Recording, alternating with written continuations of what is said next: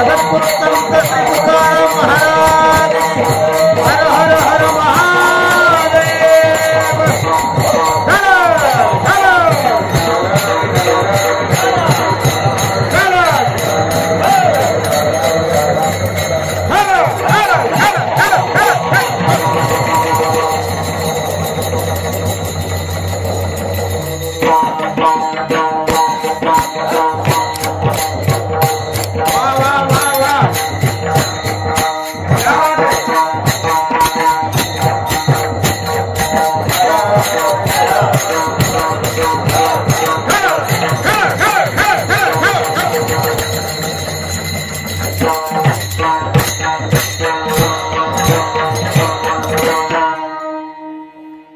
माझे जीवीची आवडी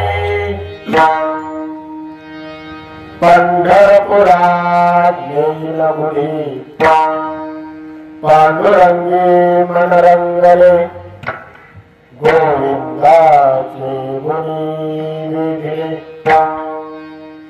जागृती स्वप्न सुषुप्ती नाठवे पाहता रूप आनंद साठवे पांडुरंगी मनरंगले गोविंदाचे गुणी विधी बाप रघुनाथ देवी वरु सगुण निर्गुण रूपविते वरी द्राविली खुन पांडुरंगी मनरंगले गोविंदाचे गुणी विधी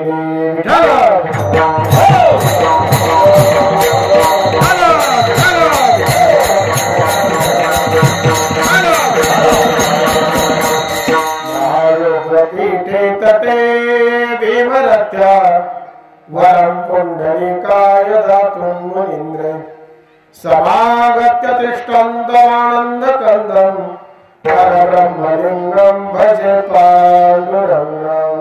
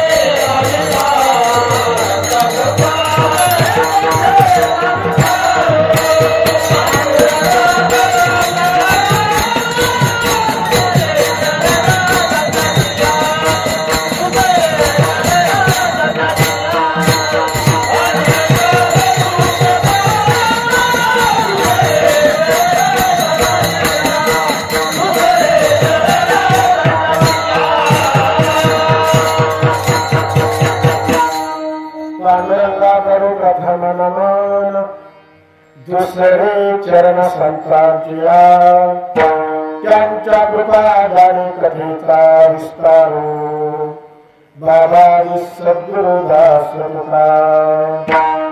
अलंकापुरी पुण्यभूमी पवित्र जिथे नांदतो ज्ञान राजा सुपात्र तया कविता महापुण्य राशी नमस्कार माझा सद्गुरु ज्ञानेश्वरांचे ओम नमो ज्ञानेश्वरा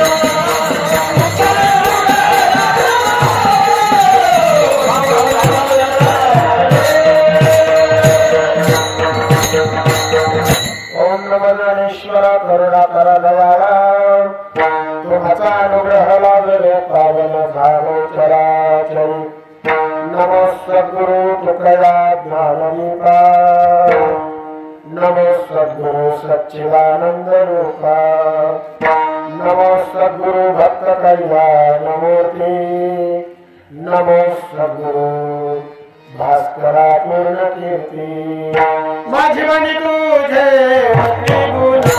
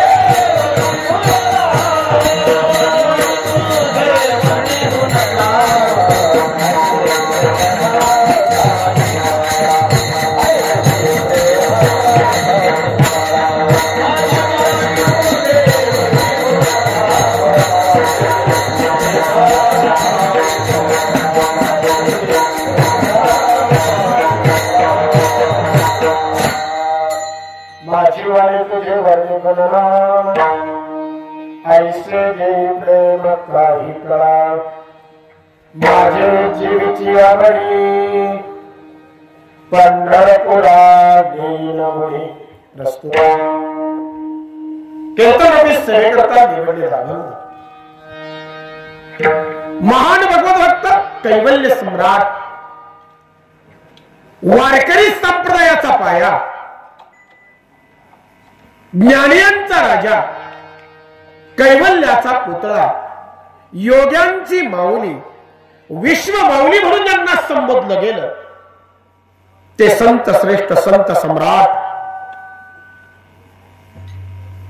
वंदनीय श्रीमंत श्री ज्ञानोबराय महाराज यांचा चार चरणांचा ज्ञानोबरायांच्या जीवातली आवड प्रगट करणारा अत्यंत सोपा सर्वांच्या परिचयाचा उत्कृष्ट असा अभंग सप्ताहाच्या तिसऱ्या दिवसाच्या कीर्तन सेवेच्या निमित्तानं उपस्थित असलेल्या तुम्हा सर्व सज्जनांच्या सेवेकरिता माझ्या पांडुरंगाच्या सेवेकरिता भगवान भोलेनाथांच्या सेवेकरिता आणि सकल संतांच्या सेवेकरिता निवडलेला आहे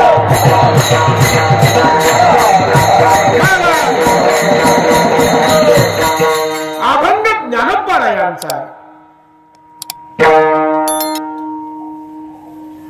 अभंगाचं विशेषत्व असं आहे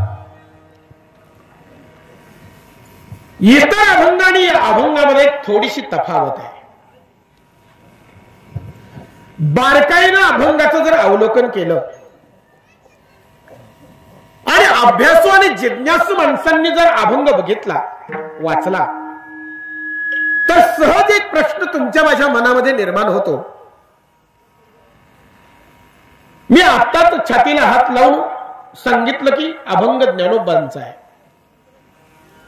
बऱ्याचदा होतं कसं की ज्या संतांचा अभंग आहे ना त्या संतांच्या नावानं त्या अभंगाचा शेवट होतो बरोबर आहे नामदेवरायांचा अभंग असेल तर शेवट असतो नामा म्हणे चोखोबरायांचा असेल तर चोखा म्हणे गोरोबा काकांचा असेल तर गोरा म्हणे सेना महाराजांचा असेल तर सेना म्हणे नरहरी महाराजांचा असेल तर नरहरी म्हणे एकनाथ महाराजांचा असेल तर एका जनार्दनी बरोबर तुकोबारायांचा असेल तर तुका म्हणे निळोबारायांचा असेल तर निळा म्हणे पण या अभंगाचा शेवट मात्र बाप रखुमा देवी वरू असा आहे म्हणजे कुठेही ज्ञानदेव म्हणे हरिपाठाचे अभंग बघा प्रत्येक अभंगाचा शेवट काय ज्ञानदेव म्हणे परंतु या अभंगाचा शेवट मात्र ज्ञानदेव म्हणे नाहीये जिज्ञासू जाणकार माणसं याच्यावर विचार करतात महाराज तुम्ही आम्हाला सांगताय की हा ज्ञानेश्वर महाराजांचा अभंग आहे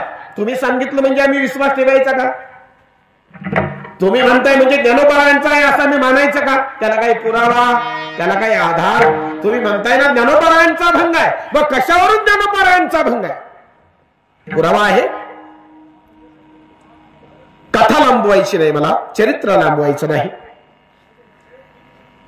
ज्ञानोपारायणचा जीवनचरित्राचा जर आढावा घेतला तर ज्ञानोपारायणच्या चरित्रामध्ये एक प्रसंग अत्यंत मौलिक आणि अत्यंत महत्वाचा आहे, आणि तो म्हणजे ताटीचा प्रसंग. हा ताटीचा प्रसंग जो घडलाय, हा संवाद जो घडलाय, तो मुक्ताई आणि ज्ञानोपारायणमध्ये आहे. मुक्ताईनं ज्ञानोपारायांना समजावलंय, 5 दिवसाची उपवासी असलेली लेकरं जेव्हा अन्नाचा एकही कण पोटात गेलेला नाही, चालण्याचं बसण्याचं त्राणही शरीरामध्ये नाही, इंद्रिय गलित गात्र झाली आहेत, माणसांनी पाठ फिरवलीये, कोणी आधार द्यायला नाही, शब्दाचा देखील आधार त्या लेकरांना नव्हता, माय पित्याचा हात सुद्धा त्यांच्या माथी नव्हता. आई वडिलांनी देहांत प्रायश्चित्त घेतलं आणि तत्पश्चात या 4ही लेकरांनी सामाजिक जीवन जगावं या अपेक्षेनं त्यांनी देहांत प्रायश्चित्त स्वीकारलेलं असलं तरी देखील त्यांच्या देहांत प्रायश्चित्तानंतर सुद्धा या मुलांना कुठंही सामाजिक जीवन जगण्याची परवानगी समाजानंही दिली नाही आणि त्यावेळच्या धर्ममार्तंडांनी सुद्धा दिली नाही, शास्त्रकारांनी सुद्धा दिली नाही. उलट या मुलांना बहिष्कृत केलं, समाजातून बाहेर काढलं गेलं, कुटुंब बाहेर हुसकलं गेलं, आळंदीतून बाहेर काढलं गेलं. सिद्ध बेटाच्या कुडाच्या झोपडीमध्ये ही 4 मुलं राहायची. वय फार नव्हतं मुलांचं, लहान मुलं आहेत. फार तर 11 वर्षांच्या आसपास निवृत्तीनाथ दादांचं वय असेल, 9-9.5 वर्षांच्या आसपास ज्ञानोबाराया असतील, 7-7.5 वर्षांच्या आसपास सोपान काका असतील, आणि अगदी 5-5.5 वर्षांची मुक्ताई असेल. वय फार नव्हतं. सामाजिक जीवन कसं जगावं, कसं वागावं, कसं बोलावं याचं व्यवस्थित व्यवहार ज्ञान त्या मुलांना नव्हतं. आणि असं असताना समाजानं वालीत टाकावं, केवढे मोठे हाल. एका ज्ञानियांच्या राजाला, योग्यांच्या माऊलीला या समाजानं केवढा त्रास दिला, चरित्र तुम्ही आम्हाला सर्वांना ज्ञात आहे महाराज. 5-5 दिवस ती लेकरं उपवाशी आहेत. 5-5 दिवस अन्नाचा कण कुणी वाढायचं नाही. आळंदीतून फिरण्याचा अधिकार त्या मुलांना नव्हता. इंद्रायणीचं पाणी पिण्याचा अधिकार त्या लेकरांना नव्हता. रात्रीचं पडत, धडपडत, ठेचाळत, गुपचूप निवृत्तीनाथ दादांनी हातामध्ये गाडगं घेत इंद्रायणीवर जावं, ते गाडगं भरून पाणी आणावं आणि ते आणलेलं पाणी घटाघटा प्यावं आणि रात्र उपवासी पोटानं पाण्यावर तळमळत काढावी. 5-5-6-6 दिवस इंद्रायणीच्या पाण्यावर ही लेकरं जगली. इंद्रायणीच्या पाण्यावर विचार करा. आजची परिस्थिती जर बघितली तर महाराष्ट्रातले लाखो वारकरी केवळ ज्ञानोबांचं आणि तुकोबांचं नाव घेऊन जगतात. आज महाराष्ट्रामध्ये असे कितीतरी वारकरी आहेत जे केवळ ज्ञानोबा आणि तुकोबांचं नुसतं नाव जरी घेतलं ना तरी पोटभर जेवतात महाराज. पण त्यावेळी माझ्या ज्ञानोबांची अवस्था काय होती? आज त्यांच्या नावावर लाखो वारकरी पोटभर जेवतात. आम्ही नुसतं म्हटलं ना ज्ञानेश्वर महाराज की जय तरी आमचं पोट कच्चून भरत. खरं ना, नुसतं नावावर. पण त्यावेळेची परिस्थिती भयावह आहे. 5-5-6-6 दिवस लेकरं उपवासी आहेत. अवघड परिस्थिती आहे. आणि अशा परिस्थितीमध्ये मुक्ती, 5 वर्षांची मुक्ती, जी आदि चित्कला शक्ती जरी असली तरी देखील अन्नमय शरीर आहे आणि अन्नमय शरीराला भूक ही लागतेच. 5-6 दिवस झाले मुक्ती उपवासी आहे. सिद्धबेटाच्या झोपडीच्या अंगणामध्ये एका फाटक्या गोधडीवर मुक्तीनं आपलं अंग टाकून दिलं आणि मुक्ती गलित गात्र होऊन त्राण नसल्यासारखं आपलं शरीर त्या गोधडीवर टाकून दिलं. त्या झोपडीच्या बाहेर एक पडकी भिंत होती. त्या पडक्या भिंतीवर ज्ञानोबाराया जो रोज सकाळी सकाळचं कोवळवून घ्यायला बसायचे। एक पडकी भिंत, नंतर ती भिंत ज्ञानोबांनी चालवली। आधी ती भिंत सिद्धबेटाकडे होती, सिद्धबेटाच्या झोपडीच्या बाहेर होती, नंतर ज्ञानोबांनी ती चालवली। त्या भिंतीवर रोज ती बसायचे सकाळचं कोवळवून घेत। ज्ञानोबा बसलेत, मुक्ताई बघतीये, रामकृष्ण हरी रामकृष्ण हरी रामकृष्ण हरी। ज्ञानोबांचा तो कोवळा आवाज त्या सिद्धबेटाच्या त्या झाडाझुडपांमध्ये कितीतरी वेळ गुंजत होता। पडल्या पडल्या मुक्ताई आपल्या ज्ञानदादाकडे बघती आणि बघता बघता तिला तिच्या आई वडिलांची आठवण झाली। माझे आई बाबा असते तर आमचे एवढे हाल झाले नसते। आई बाबांच्या पश्चात माझ्या पाठीवरून प्रेमाने जर कोणी हात फिरवला असेल तर तो माझा ज्ञानदादा। माझा ज्ञानदादा नसता तर मुक्ती जगली नसती, माझा ज्ञानदादा नसता तर मुक्ती जगली नसती। पडल्या पडल्या मुक्ताईने विचार करावा, ज्ञानोबांनी आई वडिलांची आठवण झाल्याबरोबर मुक्तीच्या पोटात भुकेनं तोंडवर काढलं। पोटात आगेचा डोंब उसळला आणि मुक्ती पडल्या पडल्या ओरडली, ज्ञानदादा ज्ञानदादा, मला भूक लागली रे दादा, मला भूक लागली, मला काहीतरी खायला दे। ज्ञानोबांचं नामस्मरण चाललंय, रामकृष्ण हरी रामकृष्ण हरी। ज्ञाना ऐकत नाही, डोळे उघडत नाही, ही मुक्तीच्या लक्षात आले आणि मुक्ती पुन्हा ओरडली, ज्ञाना ज्ञाना मला भूक लागली रे ज्ञाना, ज्ञाना मला भूक लागली, काहीतरी दे रे ज्ञाना, तुझ्या मुक्तीला वाचव रे ज्ञाना, तुझी मुक्ती भरून जाईल ज्ञाना, तुझ्या मुक्तीला वाचव, मुक्ती भरून जाईल, मुक्तीला वाचव। हे शब्द मात्र ज्ञानोबांच्या खाली चिरत गेले। ज्ञानोबांनी डोळे उघडले, भिंतीवरून खाली उडी मारली, मुक्ताईच्या जवळ आले, मुक्तीला उचललं, कडेवर घेतलं, तिच्या डोळ्यातले अश्रू आपल्या गोऱ्या पार हाताला पुसले आणि ज्ञानोबा मुक्ताईला म्हणतात, मुक्ते काय देऊ ग तुला, काही नाही ग आपल्याकडं, अनुबाजू करी बघायला जावं तर लागतं, मुक्त्यांनी मारतात ग, शिव्या देतात, ढकलून देतात, आपल्याला कोणी काही वाढत नाही मुक्ते, आपल्याला कोणी काहीच वाढत नाही। मुक्ताईने आपला येवलासा हात ज्ञानोबांच्या गालावरून फिरवला, दादा 5 दिवस झाले मी मागितलं काय काही तुझ्याकडे, 5 दिवस नाही रे जेवली मी, पण त्याला आता भूक नाही सहन होत, त्याला आता भूक नाही सहन होत, काहीतरी दे ना रे, थोडंच दे रे त्याला। आपल्या बहिणीची अवस्था ज्ञानोबांना बघले ना, ज्ञानोबांनी मुक्तीला खाली ठेवलं, खुंटीवरची झोळी खांद्यावर अडकवली आणि ज्ञानोबा आनंदीच्या दिशेने निघाले आपल्या मुक्तीला काहीतरी आणण्यासाठी। आनंदीत फिरण्याची परवानगी नव्हती त्या लेकरांना, पण आपल्या बहिणीसाठी आपल्या मुक्तीसाठी ज्ञानोबा आळंदीत गेले। एका भल्या मोठ्या वाड्याच्या समोर येऊन थांबले, भल्ला मोठा वाडा, एक वाक्य जाता जाता पुन्हा सांगतो, नुसती घरं मोठी असून चालत नाहीत, नुसती घरं मोठी असून चालत नाहीत, घरामध्ये राहणाऱ्या माणसांची मन सुद्धा मोठी असावी लागतात आणि घरामध्ये राहणाऱ्या माणसांची मन जर मोठी असतील ना तर घर मोठं नसलं तरी चालतं, माणसं मोठ्या मनाची पाहिजे, माणसं मोठ्या, नुसती मोठी घर असून करता काय, माणसं मोठ्या मनाची पाहिजेत ना।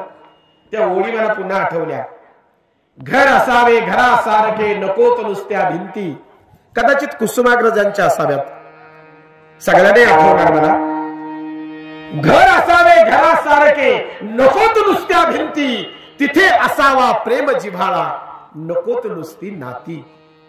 ओळी सुंदर आहे, पुढचं नाही आठवत मला, पण एवढ्या 4 ओळी मात्र फार सुंदर आहेत। घर असावे घरासारखे नकोत नुसत्या भिंती, तिथे असावा प्रेम जिव्हाळा नकोत नुसती नाती।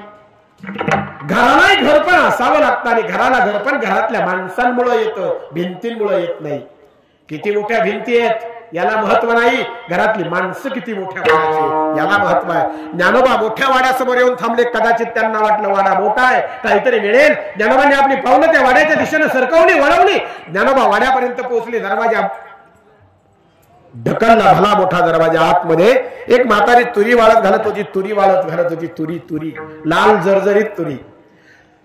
म्हातारीला बघितल्यावर ज्ञानोबांनी दारातून हाक मारली, भिक्षांड रे माई, भिक्षा वाढतेस, माधुकरी देतेस का गाई. म्हातारीने चमकून दरवाजाकडे बघितलं. गोऱ्यापान चेहऱ्याचा, तेजस्वी, अत्यंत सुडौल देहयष्टी असलेला, राजस सुकुमार सुंदर असा तो मुलगा त्या म्हातारीनं बघितला. आणि म्हातारीनं डोळे बारीक केले, किलकिले केले, आठवणींना उजाळा दिला. आणि बसल्या जागेवरून म्हातारी म्हणाली, संन्यासाचाच काय रे तू, विठ्ठल बंधनचाच काय, सकाळी सकाळी कशाला तोंड दाखवलं क्षुद्रा, हाल चालू लाग. सकाळी सकाळी आलाय वाड्याच्या समोर. विसोबांचा वाडा होता तो, विसोबांचा. विसोबा चाटी, पूर्वाश्रमीची चाटी. ज्ञानोबांचा अनुग्रह झाल्यानंतर विसोबा खेचर झाली. विसोबा चाटीचे विसोबा खेचर अनुग्रहानंतर आळंदीचे सर्वे सर्वा त्यांच्या आज्ञेत आळंदी गाव, कदाचित पाटील असावेत आणि मुख्य धर्मपंडित सुद्धा असावेत. महान विद्वान होते ते तसे. आणि योग्यताही तशी होती की ज्या विसोबांनी नामदेवरायांचं गुरुपद उशवावं त्यांची योग्यता कमी नाही महाराज. नामदेव महाराजांचे गुरु विसोबा, ते विसोबा मात्र दिसायला मात्र फार भयावह होते, दिसायला भयावह. ते मोठं डोकं, त्या मोठ्या डोक्यावर टुकटुकीत अशी शेड्डी, त्या जाडजूड भुवया, भुवयांच्या खाली विस्तवासारखे लाल जर्जरीत डोळे, पिकलेल्या पेरूसारखं नाक, त्या नाकाच्या खाली पिळदार मिशा आणि त्याच प्रमाणात खालचा विस्तारलेला देह. कोणी बघावं तरी विसोबांची भीती वाटावी असे विसोबा. विसोबांचा वाडा होता. ज्ञानोबांनी बघितलं म्हातारी उठत नाहीये. ज्ञानोबा थोडेसे वाकले, आई देतेस का रे, 5 दिवस झाले माझी मुक्ती उपवाशी, काहीतरी मिळाली अपेक्षेनं आलो, देतेस का. म्हातारीला काही बोलबाळ नव्हतं बर का. तिच्यातली आई जागी झाली कदाचित, तिला वाटलं द्यावं या लेकराला काहीतरी. प्रत्येक स्त्री उपजताच आई असते. जेव्हा एक स्त्री जन्म घेते ना तेव्हा तिच्या सोबत एक आई सुद्धा जन्म घेते बर का. स्त्रियांना उपजतच मातृत्व असतं. प्रत्येक स्त्री ही जन्मतःच एक आई असते. हो. आणि म्हणून म्हातारीतली आई जागी झाली, उठली, म्हणाली बाळा वाड्यात येऊ नकोस, तिथंच थांब, आणते मी तुझ्यासाठी काहीतरी. म्हातारी आतमध्ये गेली, कणग उचकलं. कणग कणग कणग माहित आहे का, कणग उचकलं. कणग्यातून सुभर दाणे घेतले, ते दाणे ज्ञानोबांच्या झोळीमध्ये टाकण्यासाठी निघाली. तोच विसोबा आडवे झाले. थांब, कुठं निघालेस. अहो ज्ञाना आलाय दारात, माधुकरी वाढते त्याला. चल आल्या बावले माघारी फिर. त्या संन्यासाच्या पोट्याला काही वाढण्याची आवश्यकता नाही. आता भ्रष्ट धर्मभ्रष्ट कार्टी येते. विसोबांचा म्हातारीचा नाविलाज झाला. नवऱ्याचा एवढा करारी आवाज ऐकल्यानंतर म्हातारी तशीच माघारी फिरली. एखाद्या कैद्याच्या अंगावर ओरडावं ना तशी विसोबा ज्ञानोबांच्या अंगावर ओरडतच धावतच गेले. काय संन्यासाच्या पोट्या, सकाळी सकाळी आलाच माझ्या वाड्याच्या दारात, वाडा वाटवलाच माझा. 10 वेळा वाडा धुवा वाडा इंद्रायणीच्या पानाने, 10 वेळा. विसोबांचा तो करारी आवाज आहे. ज्ञानोबांच्या लक्षात आलं आता माधुकरी मिळणार नाही. एवढे रागावलेत विसोबा म्हणजे माधुकरी कडची वाढणार. काहीतरी उपाय करावा म्हणून ज्ञानोबा खाली बसले, हात जोडले. काका काहीतरी द्याव, फार अपेक्षेनं आलो तुमच्याकडं. 5 दिवस झाले माझी मुक्ती उपवास आहे, काही खाल्लं नाही तिला. माझ्या मुक्तीसाठी द्या. आम्हाला नाही दिलं तरी चालेल, थोडंच द्या, 5-6 भरच द्या, पण द्या हो.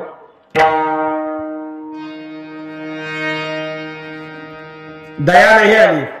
बसलेल्या ज्ञानोबांना तसंच ढकललं. विसोबा म्हणाले, चालता हो इथून, थांबू नकोस माझ्या वाड्याच्या समोर. ज्ञानोबा ऐकेनात, उठेनात. विसोबा म्हणाले, उठ ज्ञाना, तुला देतो माधुकरी. आज लक्षात राहील अशी माधुकरी देतो तुला, तुझ्या लक्षात राहील अशी. उठ. ज्ञानोबांना वाटलं आता विसोबा आत जातील आणि ते सुखभर दाणे ते घेऊन येतील. पण विसोबा आत नाही गेले वाड्यात. ते रस्त्याकडे धावले आणि रस्त्यावर एक शेणाचा पोपटला होता. शेणाचा ते शेण उचललं, आणलं आणि ज्ञानोबांच्या झोळीमध्ये टाकलं. खा ज्ञान्या खा, हेच खाण्याची तुझी योग्यता आहे. तूही खा आणि तुझ्या त्या मुक्तीला दे. चाल, हेच खायचं तुम्ही. ज्ञानोबांच्या डोळ्यातून घळघळ अश्रू वाहू लागले. काका शेण टाकलं झोळीमध्ये. मग काय अन्न वाढू तुला, अन्न वाढू, हेच खायचं तुम्ही. नागलाच झाला. शेणाला भरभटलेली झुळी ज्ञानोबांनी टाकून दिली. धावत धावत आले. पळता पळता ज्ञानोबांच्या डोळ्यासमोर फक्त मुक्तीचा चेहरा होता. आता सिद्धपीठाकडे गेल्यानंतर माझी मुक्ती मला विचारील, ज्ञानदादा काय आणलं रे माझ्यासाठी खायला? तेव्हा माझ्या मुक्तीला मी काय द्यावं? डोळे पुसत ज्ञाना धावत धावत सिद्धपीठाकडे आला. दारातच बसलेल्या मुक्तीकडे त्यांनी एकदा तिरक्या नजरेनं बघितलं आणि ज्ञानोबा सरळ झोपडीमध्ये प्रवेश करते झाले. आतून ताटीला ओढ घेतली, पद्मासन घातलं, ज्ञानमुद्रा लावली आणि जीवन संपवण्याचा विचार ज्ञानोबा करू लागले. तिथं मुक्ताईनं समजावलं. कितीतरी समजावले ज्ञानोबा यांनी. मुक्ताईनं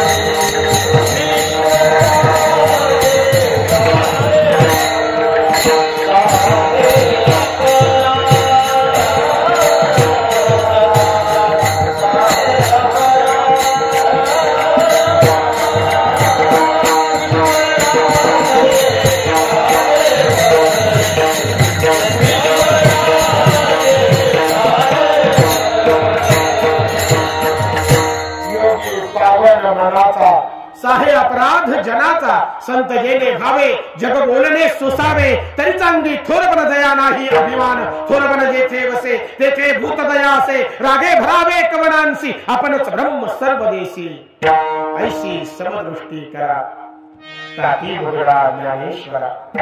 समजावलं मुक्ताईनं ज्ञानोबांना, ज्ञाना तूच माझी आई आहेस नाही, तूच माझा बाबा आहेस. नको ज्ञाना असा विचार करू नकोस. तू गेला तर आम्ही कुणाच्या तोंडाकडे बघायचं. नको रे ज्ञाना, नकोस असा विचार करू.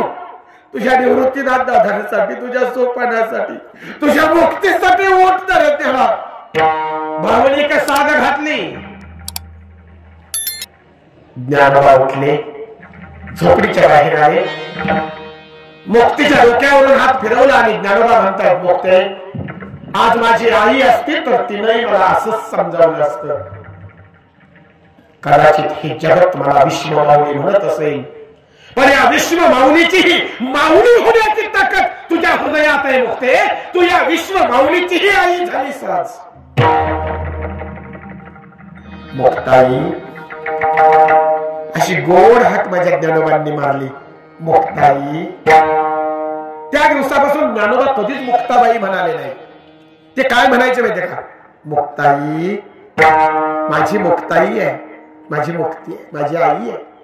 5 वर्षाच्या पोरीला मुक्ताई म्हणाले.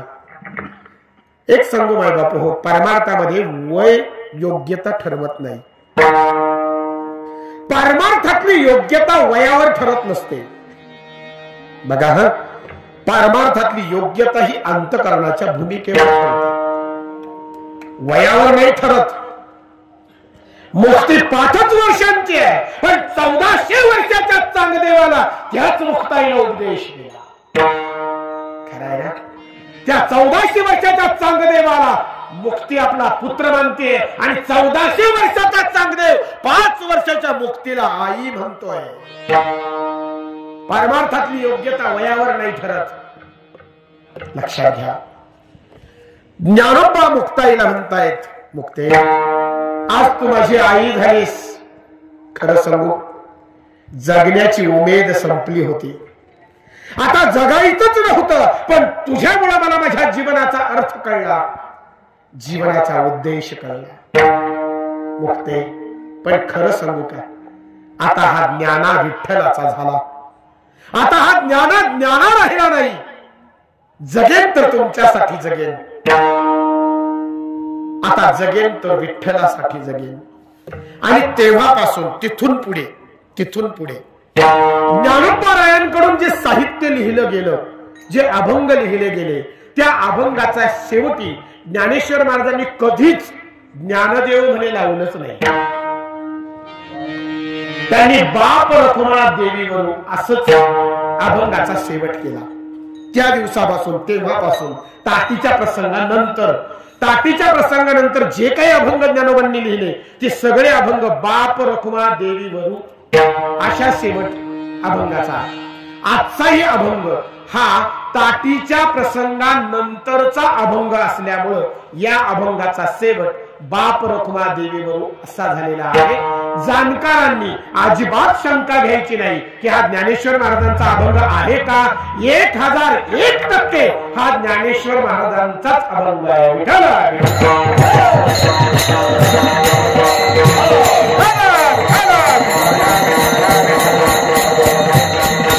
या अभंगामधून ज्ञानोबारायांनी आपल्या जीवातली आवड प्रगट करावी. आवड प्रगट करणारे ज्ञानोबा आहेत. विश्वमाऊली वारकरी संप्रदायाचा पाया ज्यांनी रचला आणि या महाराष्ट्रामध्ये समतेचा, समभावाचा, बंधुत्वाचा संदेश वारकरी संप्रदायाच्या माध्यमातून ज्यांनी पसरविला. सर्व जाती धर्माची माणसं एकाच भगव्या पताकेखाली आणण्याचं काम 750 वर्षापूर्वी वारकरी संप्रदायानं आणि ज्ञानेश्वर महाराजांनी केलं. समभाव प्रस्थापित करण्याचं काम केलं. जाती व्यवस्थेला विरोध आणि जाती व्यवस्थेच्या विरोधात बंड पुकारण्याचं काम ज्ञानेश्वर महाराजांनी त्या काळामध्ये केलं. समाजामध्ये समभाव, समता प्रस्थापित केली. महाराज हे फार मोठं कार्य ज्ञानोबारायांकडून घडलं. वारकरी संप्रदायाचा पाया बरोबर. ज्या वारकरी संप्रदायाला महाराष्ट्राचा प्राण म्हटलं गेलं, वारकरी संप्रदाय हा महाराष्ट्राचा आत्मा आहे. वारकरी विचार हा महाराष्ट्राचा आत्मा आहे. वारकरी संप्रदाय जर बाजूला केलं ना महाराष्ट्रातून, काय शिल्लक राहत? काहीच नाही. इथं बसलेला प्रत्येक वारकरी आहे आणि महाराष्ट्रातल्या प्रत्येक घरात एक तरी वारकरी आहे, एक तरी वारकरी विचाराचा माणूस. आमच्या रक्तात वारकरी संप्रदाय, आमच्या रक्तात ज्ञानोबा आहेत, आमच्या रक्ताच्या थेंबात तुकोबा आहेत, आमच्या रक्ताच्या थेंबात छत्रपती शिवाजी राजे आहेत. ज्ञानोबा, तुकोबा आणि शिवबा ही 3 माणसं आमच्या भाळावर कोरलेली आहेत. महाराष्ट्राच्या मातीत जन्म घेणाऱ्या माणसांना ज्ञानोबा, तुकोबा, शिवबा सांगण्याची आवश्यकता नाही. कारण महाराष्ट्राच्या मातीत जन्म घेणारा प्रत्येक माणूस जन्माला येताना आपल्या भारावर ज्ञानोबा, तुकोबा आणि शिवबांचं नाव कोरून जन्माला येतो. सांगण्याची गरज नाही, मांडण्याची गरज नाही. शिवबा आमच्या रक्तात आहे, ज्ञानोबा आमच्या रक्तात आहे, तुकोबा आमच्या रक्तात आहे. सांगण्याची काय आवश्यकता. वारकरी संप्रदायाचा मजबूत पाया ज्ञानोबारायांच्या रूपानं या महाराष्ट्रामध्ये निर्माण झाला. मजबूत पाया इतका मजबूत आहे महाराज. आणि तुम्हाला सांगू, घराचा सगळ्यात महत्वाचा भाग आहे पाया. तुम्ही सर्वसाधारण सगळ्यांनीच घरं बांधली असतील. कोणत्या भागाला तुम्ही मजबूती प्रदान करता सगळ्यात जास्त? पायाला. आपण म्हणतो हे बघा, वर स्लॅब टाकायचा आहे ना, पत्रे टाकू बाबा, पण पाया कसा झाला पाहिजे? भक्कम झाला पाहिजे, मजबूत झाला पाहिजे. मग पाया मजबूत का? पाया जर मजबूत असेल तर त्या पायावर उभी राहणारी इमारत तिचं आयुष्य जास्त असेल. पाया जर कमकुवत राहिला तर वरती किती सुंदर इमारत बांधा, शेवटी त्या इमारतीचं आयुष्य कमीच असतं. पायाच्या मजबूतीवर इमारतीचं आयुष्य अवलंबून आहे. वारकरी संप्रदायाचा पाया ज्ञानेश्वर महाराज आहेत. एवढा मजबूत पाया आहे की 750 वर्ष झाली.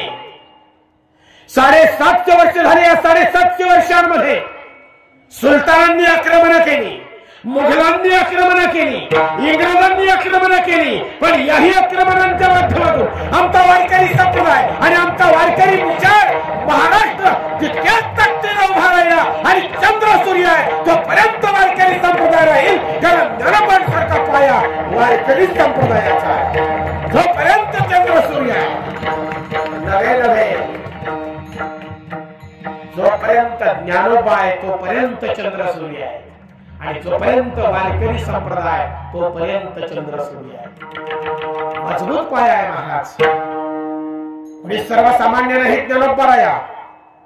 7 समुद्राच्या पलीकडे ज्यांची कीर्ती पसरली.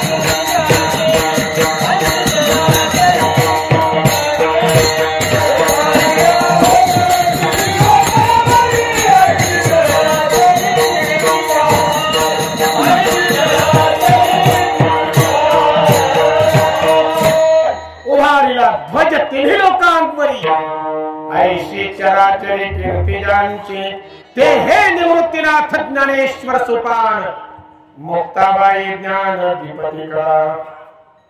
उभारला ध्वज तिन्ही लोकांवरी चालविली जळती हरली चांगयाची भ्रांती.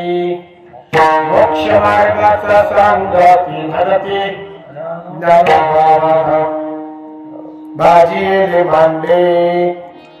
ज्ञानदेवी दृष्टी योग्यांची सृष्टी अलौकिक. ते ज्ञानेश्वर महाराज ज्ञानराज माझी योग्यांची माऊली. जेने निगमावली प्रगट केली गीता अलंकार नाम ज्ञानेश्वरी ब्रह्मानंद लहरी प्रगट केली.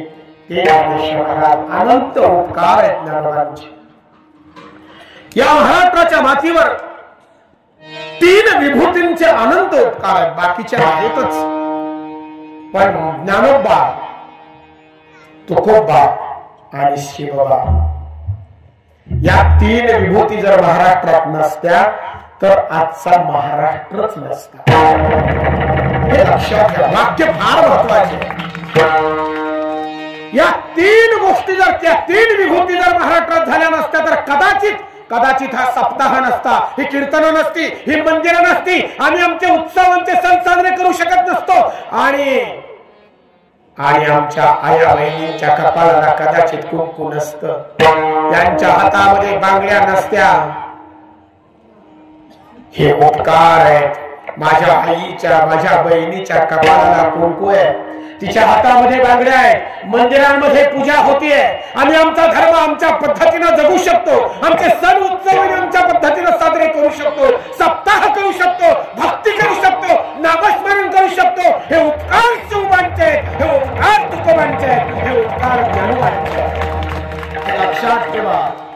त्यावेळी ते खपले म्हणून आज आम्ही उभे आहोत. आमचं अस्तित्व आहे.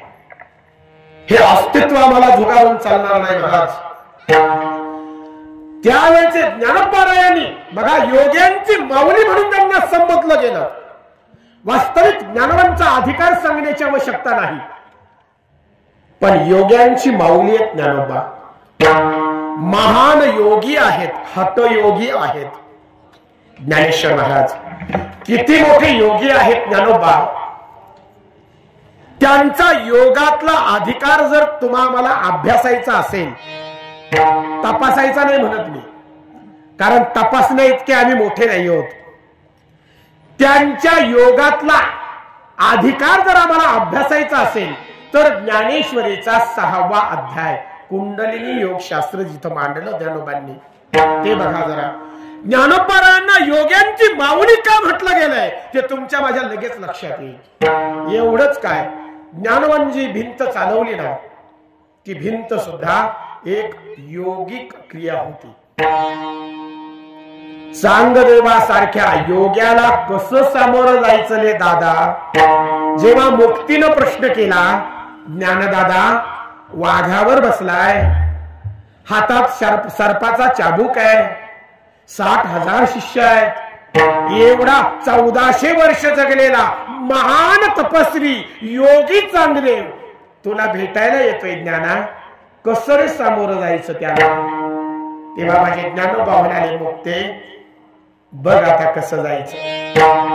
त्या भिंतीवरही ती 4 भावंड बसली होती. ज्ञानोबांनी फक्त इशारा केला आणि भिंत चालली, आकाश मार्गे चालली आणि चांगदेवाला सामोरी गेली. तेव्हा त्या 1400 वर्षाच्या ज्ञानानं सुद्धा ज्ञानोबांच्या पायावर लोटांगण घेतलं. 1400 वर्षाच्या ज्ञानानं, 1400 वर्षाच्या तपश्चर्येनं, एवढ्या मोठ्या महान योग्यानं ज्ञानोबांच्या पायी लोटांगण घेतलं. त्या 1400 वर्षाच्या योग्याला समजलं ज्ञानोबांचा योगातला अधिकार. तो आम्ही नाही समजू शकत, कारण आम्ही योगी नाही आहोत. पाठीवर मांडे भासताना जेव्हा विसोबांनी खिडकीतून बघितलं, लाल झरझरीत झालेली ज्ञानोबांची ती पाठ आणि त्या पाठीवर मुक्ती मांडे भासतीये. हे दृश्य जेव्हा विसोबांनी बघितलं, तेव्हा विसोबांना ज्ञानोबांचा अधिकार कळला योगातला. पाठीवर मांडे भाजणे ही सुद्धा योगिक क्रिया होती. ज्ञानोबा फार मोठे योगी आहेत. सच्चिदानंद बाबांना जिवंत केलं की नाही, ती सुद्धा योगातलीच एक क्रिया आहे. तुम्हाला माहित आहे, ज्ञानोबाराया आज जर त्यांचं वय विचारलं, सर माणसं चर्चा करतात की ज्ञानोबारायांचं वय किती असेल, किती असेल तुमच्या मते आजचं वय. पहिला प्रश्न असा विचारला जातो, ज्ञानोबा आहेत का. होय, ज्ञानोबा जसेच्या तसे आहेत. 750 वर्षापूर्वी होते तसेच आहेत. मग त्यांचं वय काय आजचं. माणसं म्हणजे 727वा संजीवन समाधी सोहळा होता, ठीक, आणि आधीचे 22.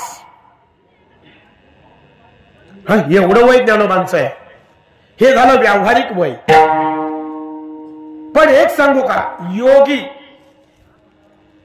सर्वच योग्यांना संजीवन समाधी घेता येत नाही, किंवा सर्वच योगी संजीवन समाधी घेण्याचे अधिकारी नसतात. मोजकेच योगी आहेत ज्यांना तो अधिकार प्राप्त होतो, अर्थात ती योग्यता प्राप्त होते. त्याच्यामध्ये ज्ञानोबाराया हे एक होते. संजीवन समाधी घेणाऱ्या योग्याची वैशिष्ट्य आहेत. जो योगी संजीवन समाधिस्थ होतोय, तो ज्या वयात समाधिस्थ होतोय ते वय त्याचं तिथंच थांबतं. संजीवन समाधी घेणाऱ्या योग्याचं वय वाढत नाही. संजीवन समाधी घेणाऱ्या योग्याला अन्न, पाणी, हवा याची आवश्यकता नसते. संजीवन समाधी घेणाऱ्या योगी हा कुठेही सूक्ष्म देहानं जाऊ शकतो आणि त्या ठिकाणी पुन्हा आपलं स्थूल शरीर निर्माण करू शकतो. लक्षात येते ना माझे वाक्य. सूक्ष्म देहानं ते कुठेही जाऊ शकतात आणि जिथं गेलेत तिथं त्यांना आवश्यकता असेल तर पुन्हा स्थूल शरीर निर्माण करता येतं. लक्षात येतंय? ज्ञानोबाराया हे त्या मोजक्या योग्यांपैकी आहेत. ज्ञानोबारायांनी वयाच्या 22व्या वर्षी संजीवनी समाधी घेतली. आजही ज्ञानोबांचं वय जर कुणी विचारलं तर ज्ञानोबांचं वय हे 22च आहे. ज्ञानोबांचं आजचं वय किती? 22. आणि ज्ञानोबांचं कार्य आजही अविरतपणे अखंड सुरू आहे. त्यांच्या पद्धतीनं त्यांचं कार्य सुरू आहे. आणि म्हणून ज्ञानोबा योगात फार निष्णात आहेत. मूळचेच ज्ञानोबा हे नाथ संप्रदायाचे. बरोबर आहे? सांगण्याची आवश्यकता नाही. आदिनाथ गुरु सकळ सिद्धांचा मच्छिंद्र तयाचा मुख्य शिष्य मच्छिंद्र तयाचा. परंपरा माहित आहे. मच्छिंद्राने बोध गोरक्षासी केला. गोरक्ष बोलला गहिरी प्रसादे निवृत्ती दातारा. आणि ज्ञानदैव सार चोचले. परंपरा लक्षात आली. आदिनाथांपासून आलेली ही परंपरा ज्ञानदेवांपर्यंत पोहोचली. म्हणजेच ज्ञानोबा हे मूळचे योगी आहेत. मग एका योग्यानं तुम्हा आम्हाला उपदेश करताना किंवा तुमच्या माझ्याशी बोलताना सांगताना काय सांगावं, अपेक्षित काय असतं? योग्यानं काय सांगावं? हठयोग सांगावा. योग्यानं अष्टांग मार्ग सांगावा. योग्यानं कुंडलिनी योगशास्त्र सांगावेत. योग्यानं योगिक क्रिया सांगाव्यात. योग्यानं आसन, नियम, प्रत्याहार वगैरे याच्याबद्दल चर्चा करावी. ज्ञानोबाराया मात्र या सगळ्या गोष्टींच्या बद्दल फारसे बोलत नाहीत. बघा बर का. तसं ज्ञानोबारायांकडून जे साहित्य निर्माण झालं ना, हे प्रत्येक अधिकाऱ्यासाठी निर्माण झालं. लक्षात घ्या. ज्ञानोबांनी चांगदेव 65 निर्माण केली, पण ती चांगदेव 65 निर्माण जी केली आहे ना, ती तुमच्या माझ्यासाठी अजिबात नाही. ती चांगदेवासारख्या योग्यासाठी आहे. त्या लेवलचा, त्या योग्यतेचा, लक्षात येते ना, त्या पात्रतेचा जो योगी आहे त्या योग्याला केलेला उपदेश आहे चांगदेव 65 मध्ये. आम्ही योगी नाही आहोत, त्यामुळं चांगदेव 65चे अधिकारी आम्ही नाही. कारण चांगदेव 65 हे ज्ञानेश्वर महाराजांनी चांगदेवासाठी लिहिलेलं पत्र आहे. 65 ओव्यांचं 65 ओव्यांचं पत्र आहे. स्वस्ति श्री वटेशु जो लपोनी जगदाभासु. चांगदेवासाठी लिहिलेलं पत्र आहे ते 65 ओव्यांचं. ते चांगदेवाला केलेला उपदेश आहे. आम्ही चांगदेवाच्या योग्यतेचे आहोत का? त्या पात्रतेचे योग्य आहोत का आम्ही? नाही. मग तो उपदेश आमच्यासाठी नाही. चांगदेव 65 ही योग्यांसाठी आहे. अमृत अनुभव कुणासाठी? अमृत अनुभव हा जीवनमुक्तासाठी आहे. अमृत अनुभवाचा अधिकारी जीवनमुक्त आहे. ते चालते ज्ञानाचे बिंब, तयाचे अवयव ते सुखाचे कोम. येर माणूस बनते भांबलौकिका. जीवनमुक्त जो आहे त्याच्यासाठी अमृत अनुभवामध्ये उपदेश केला ज्ञानेश्वर महाराजांनी. आम्ही जीवनमुक्त नाही आहोत का? जीवनमुक्त नाही आहोत, तर तो अधिकार आमचा नसल्यामुळे तो उपदेश आमच्यासाठी नाही. ज्ञानेश्वरी आमच्यासाठी आहे का? सगळाच ज्ञानेश्वरीचा भाग आमच्यासाठी नाही. कारण ज्ञानेश्वरीमध्ये वेगवेगळे योग सांगितले.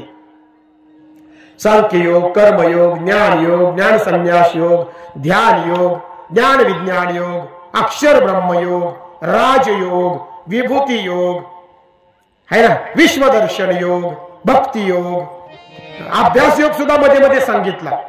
कितीतरी योग सांगितले. बरोबर. पण हे सगळंच, या सगळ्याच याच्या आम्ही अधिकारी आहोत का?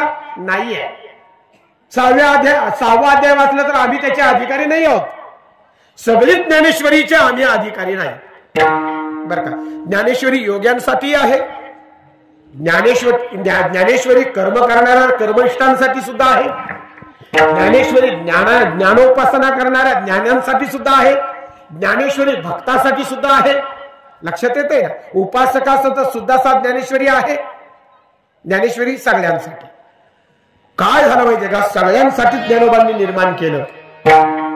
प्रश्न असा पडला, संसारी माणसानं प्रश्न केला ज्ञानोबराया, अहो चांगदेवासाठी, चांगदेवासाठी, अमृत अनुभव जीवनमुक्तासाठी का हो ज्ञानोबा? अहो आम्ही संसारी जीव आहोत, आमच्यासाठी काय? खरं सांगू का? बाबा बाजारला गेले, बाबा बाजारात गेले, घरातले बाबा बाजारात गेले आणि बाजारात गेल्यानंतर त्यांनी प्रत्येक माणसासाठी काहीतरी घेतलं, खरेदी केलं घरातल्या.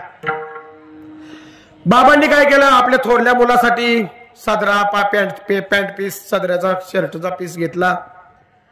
स्वतःचा भाऊ होता एक, त्याच्यासाठी एक धोतर घेतलं. पत्नीसाठी लुगडं घेतलं, मुलांसाठी घेतलं, प्रत्येकासाठी काहीतरी. बाबा लांबून येताना बघितले आणि मुलांनी, घरातल्या मुलांनी गलका केला. धावत धावत बाबापर्यंत पोहोचले. बाबा बाबा बाबा पिशवी द्या, पिशवी द्या. मुलांनी पिशवी घेतली बाजारची, घरामध्ये आले, पटकन पिशवी उभारली आणि मुलं त्या पिशवीतलं काहीतरी शोधू लागले. काय शोधत असतील ती मुलं? तेवढ्यात बाबा आले, म्हणजे सरका सरका सरका, मी देतो सरका. पोराला बोलवलं, म्हणे बाळा हे पॅन्ट पीस शर्ट पीस तुझ्यासाठी घेतलं. बायकोला बोलवलं, अगं हे लुगडं तुझ्यासाठी आणलंय. भावाला बोलवलं, दादा हे घे, ही धोतर जोडी तुझ्यासाठी आणली. पोरं म्हणले, आमच्यासाठी? आमच्यासाठी नाही आणलं काही. बाबांनी बॅटरी घेतली, हा ही घ्या बॅटरी तुम्हाला. पोरांनी ती बॅटरी फेकूनच दिली, म्हणजे बॅटरीचं काय करू? बॅटरीचं काय करू? बाबा आम्हाला काय पाहिजे? खाऊ पाहिजे, खाऊ. आम्हाला काय खाऊ आणलात? जसा जो अधिकारी तसं त्याला दिलं पाहिजे. ज्ञानोबांना विचारलं, माऊली सगळ्यांना दिलं, आमच्यासारख्या सर्वसामान्य संसारी जीवांसाठी काय? तेव्हा ज्ञानेश्वर महाराज म्हणताय, हरिमुखे म्हणा, हरिमुखे म्हणा,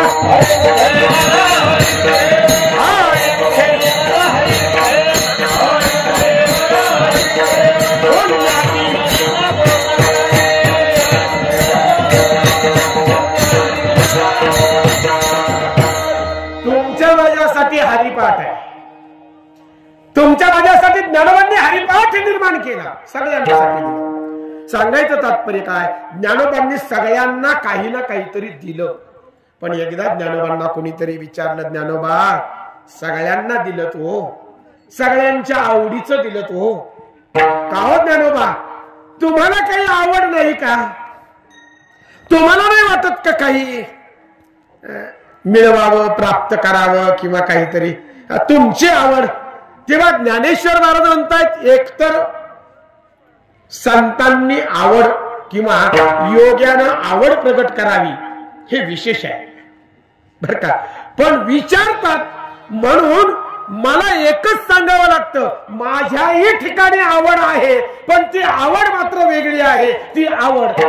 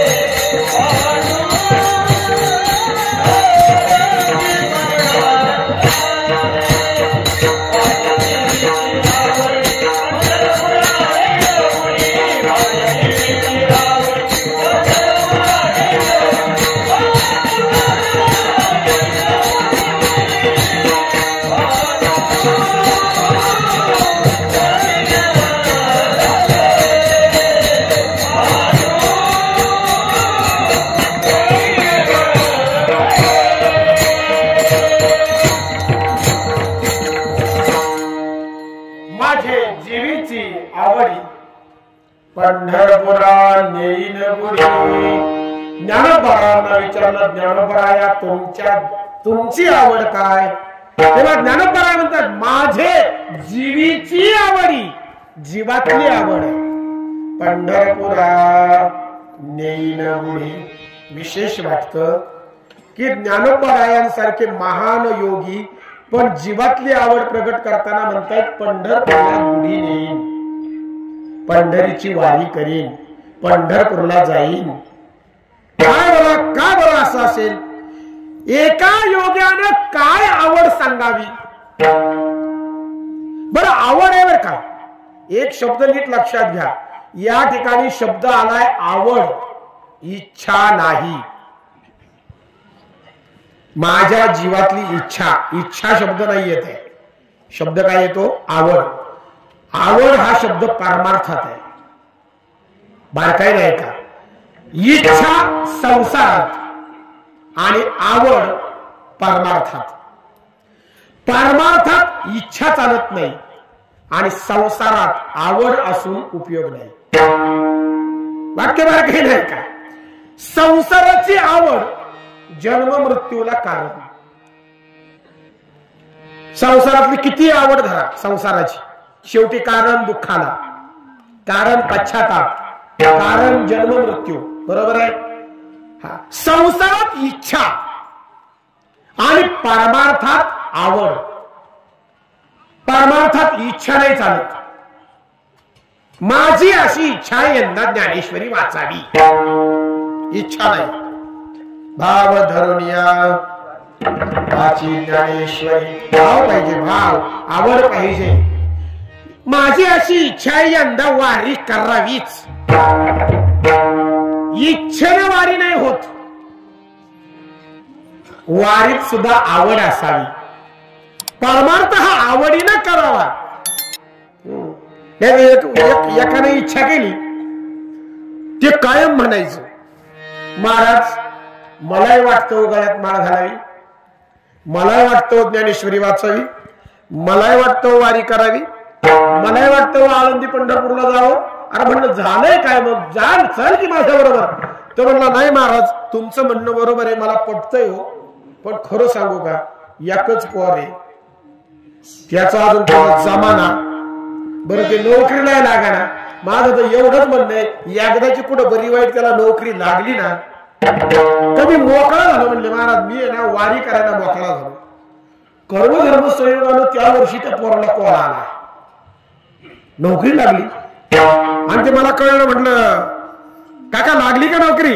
म्हणाले अहो काय म्हणाले बोला फुलाला गाठ पडली हो, आपला विषय त्या दिवशी झाला, पोराला कॉल आला नोकरी लागली.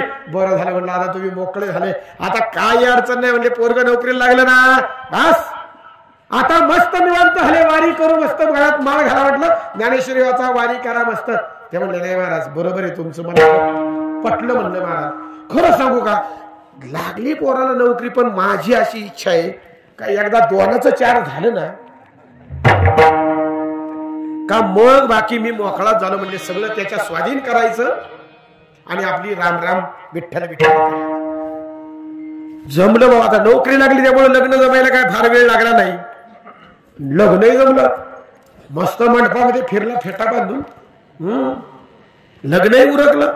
लग्न उरकल्यानंतर मग अशीच भेट झाली. म्हणलं का काका झालं की पोराचं लग्न झालं की निवांत, आता काय द्या सोपवून पोरावर, चला जाऊ आळंदीला, मस्त माळ घाला गळ्यामध्ये, छानपैकी असं मस्त कीर्तन प्रवचन ऐका, ज्ञानेश्वरी वाचा. म्हणले मला पटलं, 100% पटलं, मला वारी करायचीच आहे आणि मला पंढरपूरला आळंदीला जायचंच आहे. म्हणलं मग आता काय नाही. म्हणजे महाराज आता एकच इच्छा आहे, एकदा आहे ना फक्त एकदा नातवंड मांडीवर खेळू द्या.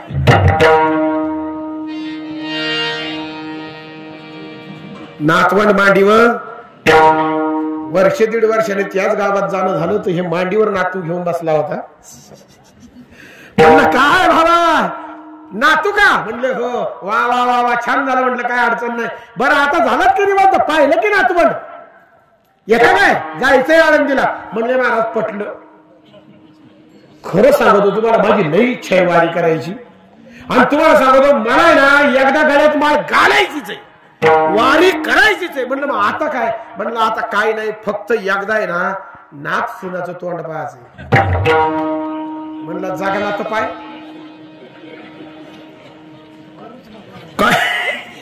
काही काही माणसं एवढी सुदैवी असतात ते नाथ सुनाचं तोंड पाहायला सुद्धा जगलं बा.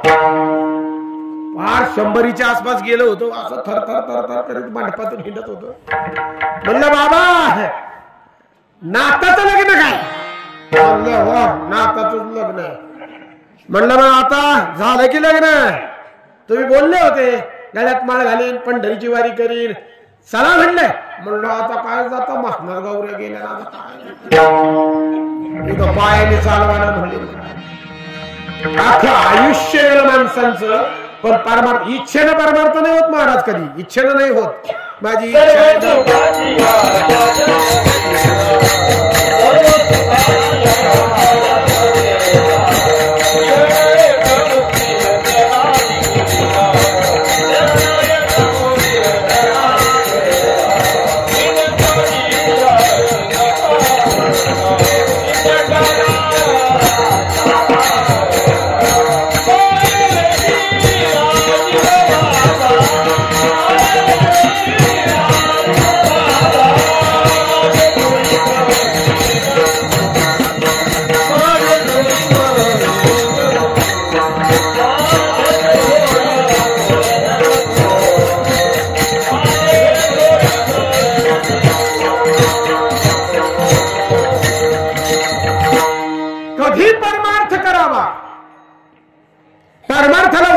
मी मगाशी वाक्य उच्चारलं. वयावर परमार्थ ठरत नाही.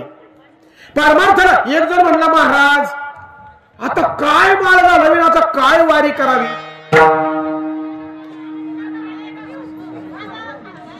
काय झाले?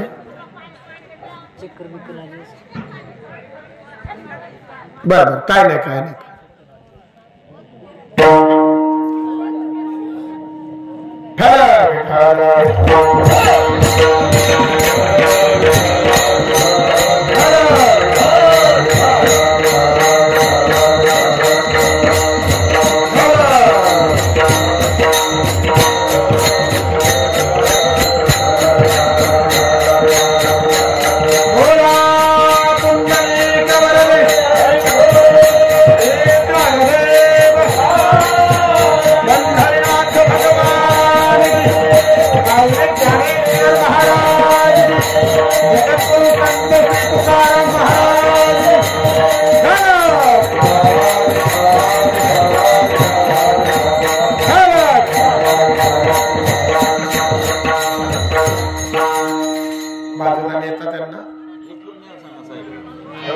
बाजूला घेऊन जा वाटलंच तर.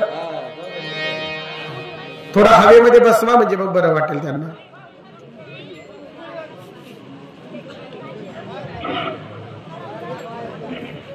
द्या जागा द्या त्यांना, जाऊ द्या.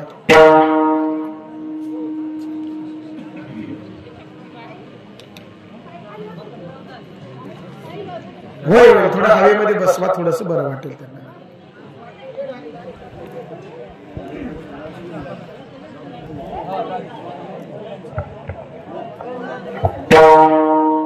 चालू ठेव.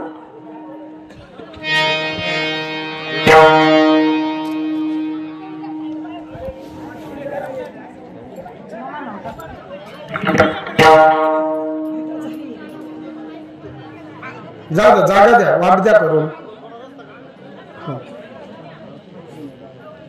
काय नाही होणार, काय नाही होणार.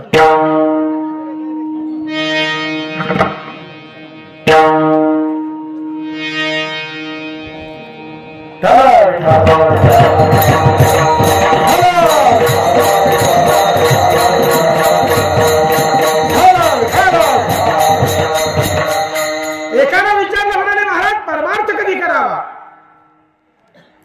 महाराज आता काय परमार्थ करायचा? साठी ओलांडली. साठी ओलांडली कळलं ना? साठी ओलांडणं म्हणजे 60च्या पलीकडं 60 वर्षाच्या वय 60 वर्षांच्या पुढे गेलं. 60 ओलांडली महाराज. आता काय गळ्यात माळ घालावी? नाही का? आता काय परमार्थ? एक सांगू का?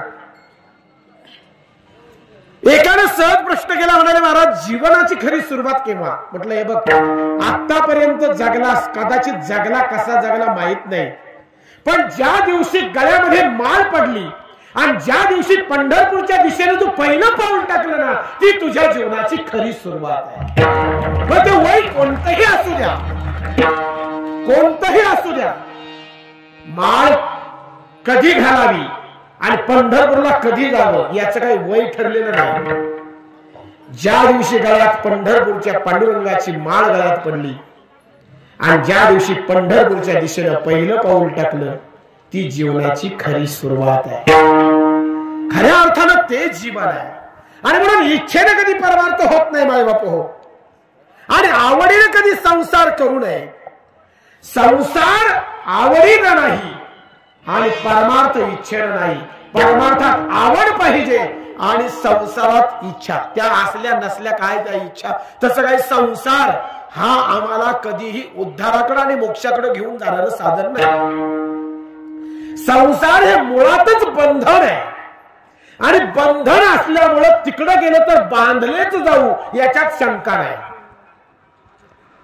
का? आणि म्हणून ते बंधन तोडायचं असेल तर आम्हाला परमार्थाकडे यावं लागतं आणि तो आवडीनं करावा लागतो. संतांनी कधीही अभंग उचकून बघा, संतांनी नेहमी आवडच प्रगट केली. आवड,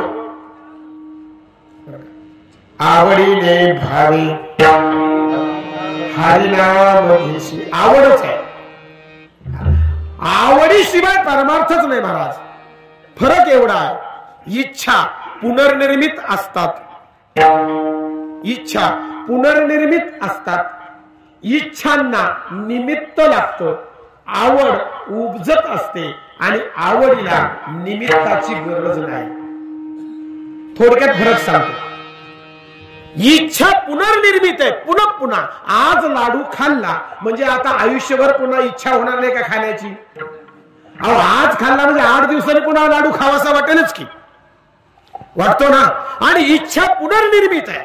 आज मी गाडीत बसलो किंवा आज मी विमानात बसलोय म्हणजे आता परत इच्छा नाही होणार काही विमानात बसण्याची? होणार. इच्छा पुनर्निर्मित आहे, पुन्हा पुन्हा निर्माण होतात. इच्छा परिस्थितीजन्य आहे. परिस्थिती जशी बदलेल तशा इच्छाही बदलतात. परिस्थितीवर अवलंबून आहेत इच्छा, बरं का? आणि मरेपर्यंत इच्छा आमचा पाठलाग सोडत नाही. मरेपर्यंत आम्ही इच्छांपासून बाजूला होत नाही. एक मला वाटतं महिना झाला असेल, महिना दीड महिना झाला असेल, एक बाबा 80च्या आसपास त्यांचं वय, अंत्यवस्थ होते. अगदी शेवटच्या घटका, दुगदुगी म्हणतो ना आपण, दुगदुगी म्हणतात ना, त्या धुगधुगीच्या अवस्थेत होते. अगदी कंठाशी प्राण आलेला, अगदी जोरानं श्वास वगैरे चालू. माणसं जमली, सगळी गर्दी झाली, निरोप वगैरे पाठवले गेले, फोन वगैरे केले.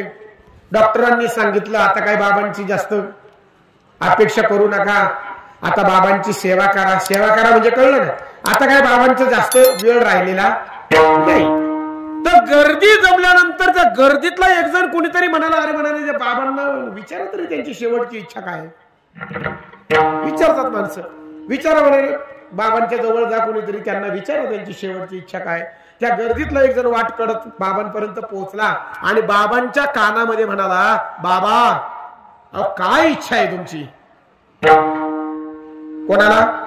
त्या अंत्यवस्थ झालेल्या बाबांच्या कानात तो व्यक्ती जाऊन म्हणाला, बाबा काय इच्छा आहे तुमची? त्या दुगदुगीच्या अवस्थेतून बाबांनी डोळे उघडलं. पण अगदी अंत्यवस्थ नव्हता. काय इच्छा आहे एवढंच फक्त शब्द ऐकला आणि बाबांनी डोळे उघडले आणि बाबा काय म्हणतात माहिती का? मला लाडू खायचा आहे.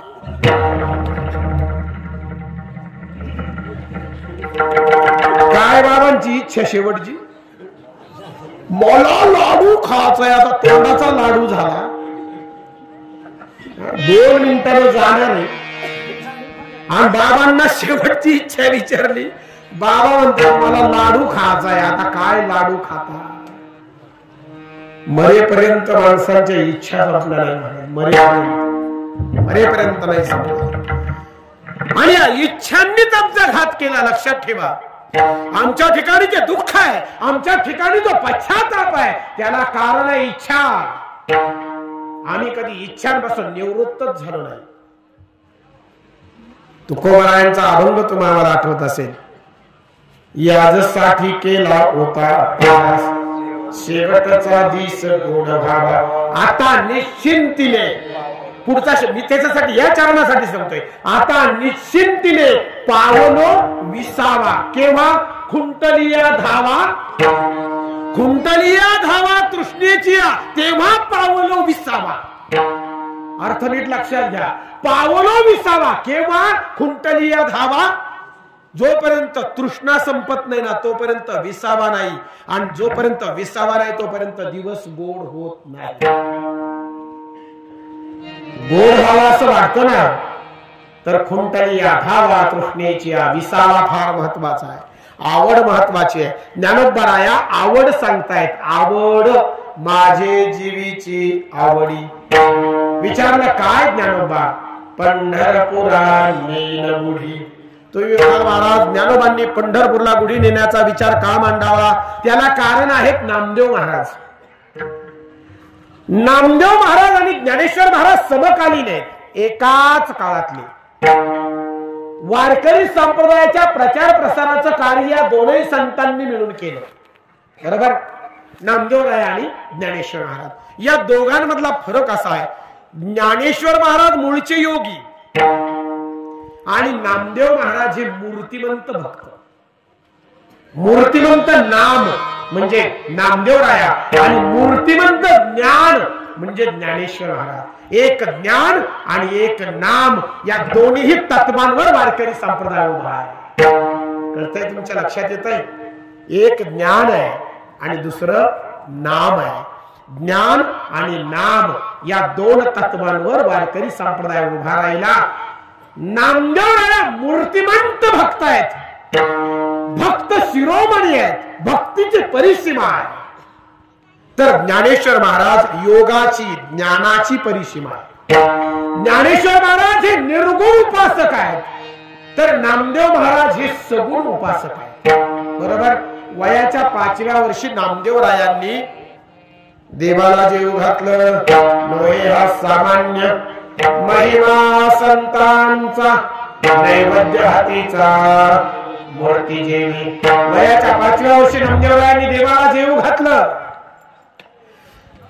भगवंताचे अत्यंत जवळचे लाडके भक्त नामदेवराया. बरोबर? सगुण उपासक आहेत नामदेवराया. नाम धारक आहेत. नाम उपासक आहेत. तर ज्ञानेश्वर महाराज त्याच्या विरोधात आहेत. विरोधात म्हणण्यापेक्षा ज्ञानेश्वर महाराज हे निर्गुण उपासक आहे. ज्ञानोपासक आहे. ज्ञानाची उपासना करणारे योगी आहेत. दोघांमध्ये एवढी तफावत आहे. परंतु झालं असो, दोघांचा संपर्क आल्यानंतर ज्ञानेश्वर महाराजांमध्ये आणि नामदेवरायांमध्ये दोघांमध्ये बदल झालेत. नामदेवरायांच्या संपर्कानं योगी असलेले ज्ञानेश्वर महाराज जे निर्गुण उपासक होते ते सगुण उपासक झाले आणि ज्ञानेश्वर महाराजांच्या संपर्कानं सगुण उपासक असलेले नामदेव महाराज निर्गुण उपासक झाले. भेटीनंतरच्या अभंग अभ्यासात आपल्या लक्षात येईल की ज्ञानोबराया मूळचे निर्गुण उपासक असताना सुद्धा ते पंढरपूरला जाण्याची त्यांची ओढ बघा ना. विरहिण्या जरा तपासा ज्ञानेश्वर महाराजांच्या विरहिण्या. भेटवा होत्यासी चरण झाडीन केसी ज्याची आवडी संसार त्यजिला तेने का अरोला घरी लागे माई. ज्ञानेश्वर महाराज म्हणतात ज्याची आवडी संसारू त्यजिला तेने का अबोला घरी लागे माई. भेटवा होत्यासी चरण झाडीन केसे. ज्ञानेश्वर महाराजांच्या विरहिण्या आहेत. उड उड रे काऊ तुझे सोन्याने मडविन पाव भेटवा पंढरीराव दही भाताची उंडी लावीन तुझे तोंड. इतकी विरह झाला ज्ञानोबारायांना, इतका विरह झाला. कावळ्याला सांगताय, झाडा झुडपांशी बोलताय, हे कावळ्या उड रे आणि माझ्या पांडुरंगाला सांग.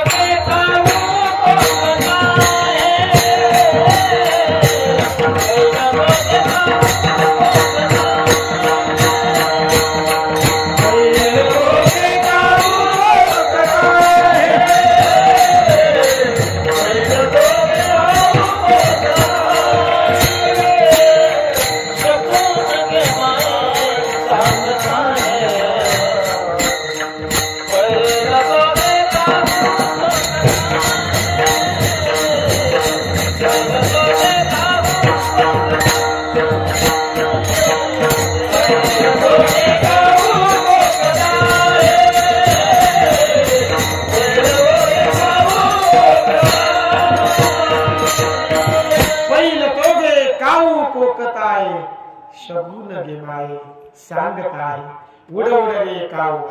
जी ज्ञानोबारायांची विरहिणी सांगतायत म्हणजे सांगायचं तात्पर्य पांडुरंगाला भेटण्याची एवढी ओढ ज्ञानोबारायांच्या ठिकाणी प्रकट झाली आणि त्या ओढीतून त्या आवडीतून ज्ञानोबाराया म्हणतायत, माझी जीवीची आवडी पंढरपुरा नेमुळी. ज्ञानोबाराया आवड तर सांगितली, गेलात का पंढरपूरला? म्हणतात, हो पंढरपूरला गेलो. तो निळा सावळा आनंदाचा कंद मी माझ्या डोळ्यांनी बघितला.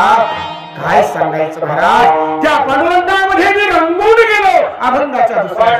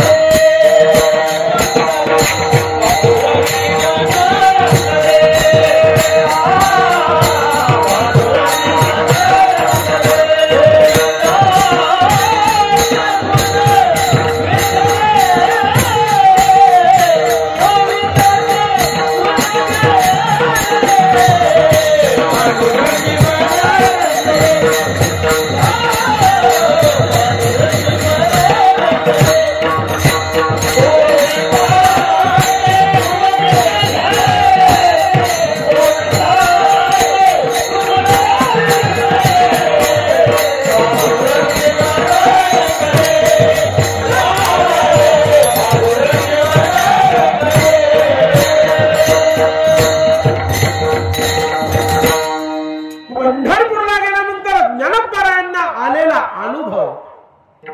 पांडुरंगी मनरंगले गोविंदाचे गुणिवेधना. पांडुरंगाला बघितल्यानंतर ज्ञानोबा अनेक प्रकारे अनुभव सांगतायत बरं का. रूप पाहता लोचने सुख झाले सुख झाले सुख झाले ओ साजने सुख झाले ओ साजनी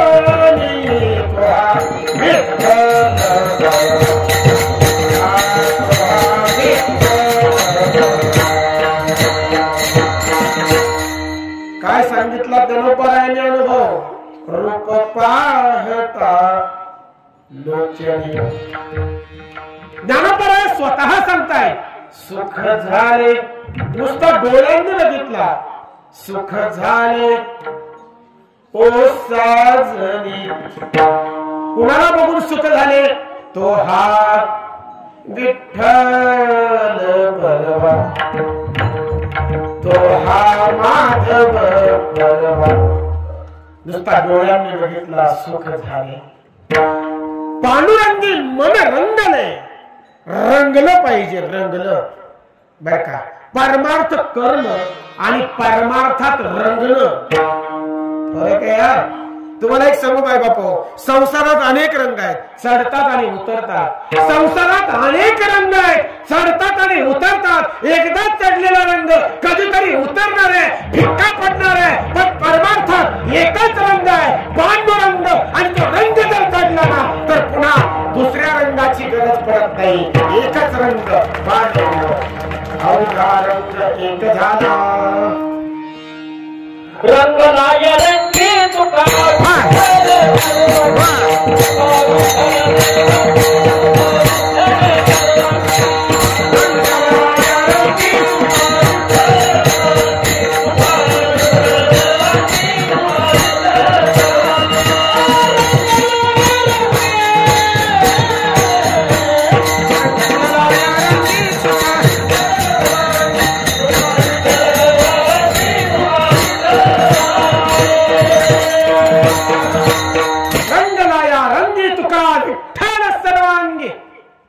रंगण फार महत्वाचं आहे.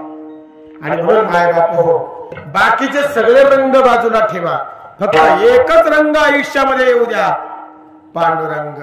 दुसऱ्या रंगाची गरज पडणार नाही माय बाप हो. ज्ञानोबा म्हणाले मन रंगले गोविंदाचे गुणी वेधले. त्याच्या गुणांनी माझं मन वेधलं आणि मी त्याच पांडुरंगामध्ये रंगून गेलो आणि आपसूक माझ्या तोंडातून नामस्मरण बाहेर पडलं. विठोबा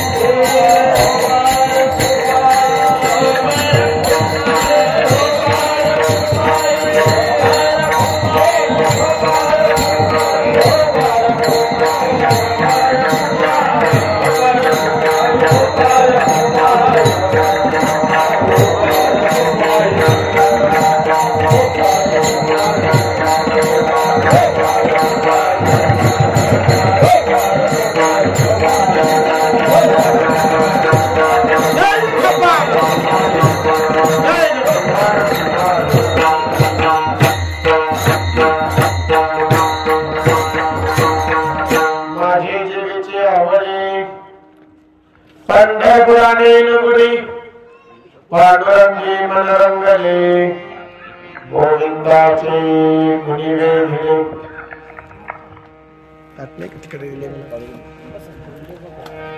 दोन चरण संपलीत, 9 तर वाजलेत, 5 कमी आहेत माझ्याकडे. पुढच्या 5-1 मिनिटात बरोबर आपण कार्यक्रम संपवूया वेळेमध्ये. 2 चरण संपलीत. ज्ञानोबा सुंदर असा अभंग. संतांच्या ठिकाणी सुद्धा आवड असते. बऱ्याचदा माणसं प्रश्न उपस्थित करतात, का म्हणाले ते एवढे मोठे योगी, एवढे मोठे संत, मग आवड कशी? माणसं नको तेव्हा प्रश्न विचारतात बर का. एक जण तर का म्हणाले ते एवढे मोठे योगी, मग त्यांना मांडे खाण्याची वासना कशी? एक दिवस ज्ञानोबांनी विचार प्रगट केला ना, मुक्ताय का मुक्ते, कर की का आपल्याला मांडे आज. बोलले होते ना ज्ञानोबा, मुक्ते मांडे खावेसे वाटतात ग. आई होती ना तेव्हा तिनं मांडे केले होते, त्याच्यानंतर कधीच मांडे नाही झाले. मुक्ते करतीस का ग मांडे, खावेसे वाटतात ग. माणसांनी लगेच प्रश्न उपस्थित केला, कसं काय एवढे मोठे योगी आणि मांडे कसे काय खातात? का बरं? झाल्या जन्मापासून मरेपर्यंत आम्ही खातोयच की. मगाशी सांगितलं मरायला टेकलं तरी शेवटची इच्छा म्हणते लाडू खायचा. मग मरेपर्यंत आम्ही खातोच राहिलो. ज्ञानोबांनी एकदाच कुठेतरी आपल्या जीवातलं सांगितलं, मुक्ते कर की ग मांडे. बिघडलं कुठं? बिघडलं कुठं? एक वाक्य तुम्हाला सांगू, समाजामध्ये काही माणसं जगण्यासाठी खातात, तर काही माणसं खाण्यासाठी जगतात. वाक्य कसं आहे?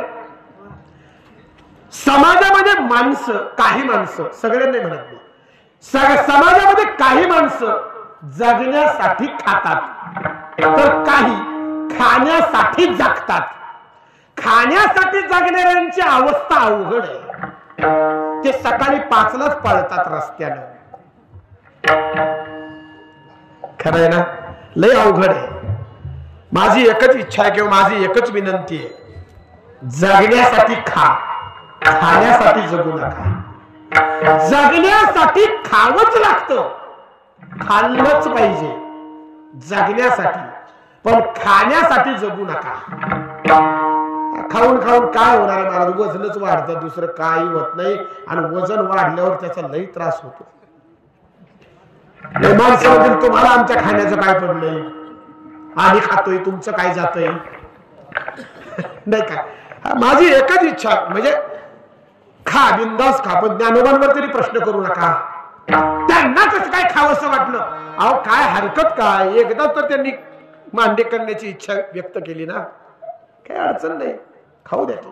आणि म्हणून संतांच्या ठिकाणी आवड असते मायबाप, पण त्या आवडी सांसारिक नसतात. ज्ञानोबांच्या ठिकाणी आवड आहे, पण ती आवड सांसारिक नाही आहे. ज्ञानोबांची आवड बघा ना, पंढरपुरा नेईल गुढी, ही आवड आहे.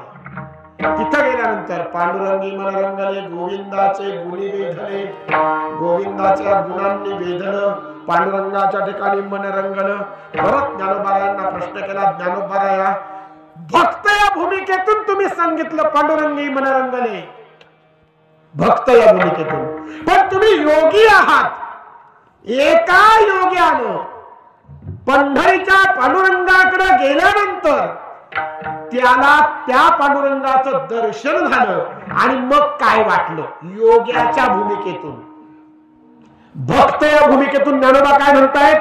पांडुरंगी मन रंगले, गोविंदाचे गुणी वेधिले. पण ज्ञानोबाराया तुम्ही भक्त आहातच, पण त्याचबरोबर एक योगी सुद्धा आहात. मग योग्याची काय अवस्था पांडुरंगाला बघितल्यानंतर? तर योग्याची अवस्था आहे जागृती, स्वप्न, सुषुप्ती, नाठवे. तिसरं चरण म्हणायला लावलं नाही. जागृती, स्वप्न, सुषुप्ती, नाठवे, न आठवे. शब्द कसा आहे? न आठवे. कुणाला? योग्याला सुद्धा जागृती, स्वप्न, सुषुप्ती या अवस्थांचा विसर पडला. न आठवे. पाहता रूप आनंद साठवे. सगळ्या अवस्था लोप पावल्या आणि एकच गोष्ट शिल्लक राहिली, आनंद. जागृती. आता जी अवस्था आहे तुमची माझी, ही जागृत अवस्था. झोपल्यानंतर स्वप्न सुरू होतं, ती स्वप्न अवस्था आहे. आणि तिसरी जी अवस्था या ठिकाणी माऊलींनी सांगितली, सुषुप्ती. ती सुषुप्ती योग्याच्या ठिकाणी असते. जो समाधी अवस्थेपर्यंत पोहोचला, त्या समाधी अवस्थेमध्ये त्या योग्याची जी अवस्था असते ती सुषुप्ती असते. पण लक्षात घ्या, आपल्याला त्या अवस्थेचा अनुभव नाही. आपल्याला दोनच अवस्थांचा अनुभव आहे. एक जागृतीचा अनुभव आहे आणि दुसरा स्वप्नाचा अनुभव आहे, परंतु आपल्याला सुषुप्तीचा अनुभव नाही. त्यामुळं सुषुप्तीबद्दल आपण बोलू शकत नाही, पण ज्ञानोबा बोलू शकतात, कारण ते योगी आहेत. आणि म्हणून ज्ञानोबांनी तीनही अवस्थांचा उल्लेख केला, जागृती, स्वप्न, सुषुप्ती, न आठवे. हे काहीच शिल्लक राहत नाही. कुणाला बघितल्यानंतर? पांडुरंगाला बघितल्यानंतर काहीच शिल्लक नाही राहिलं. मग काय शिल्लक राहिलं? पाहता रूप आनंद साठवे. फक्त आनंद शिल्लक राहिला. ही योगाची अवस्था. म्हणजे पांडुरंगाकडे भक्त जाऊ द्या किंवा पांडुरंगाकडे योगी जाऊ द्या, सर्वांना एकच गोष्ट प्राप्त होते, सुख, आनंद, समाधान. याच्या पलीकडे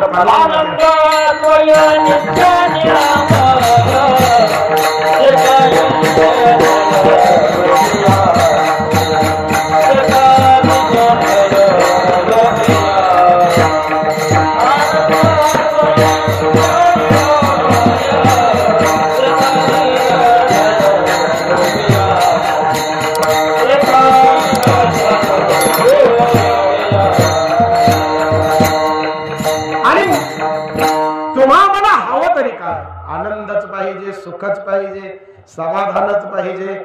आणि म्हणून आनंद सुखासाठी जर तुम्हाला कुठं जायचं असेल तर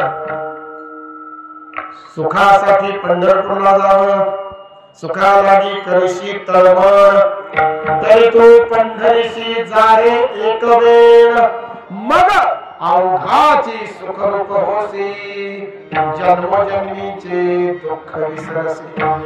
सुखाचा पत्ता आहे, सुखालागी करशी तळमळ, तरी तू पंढरीशी जा रे एक वेळ.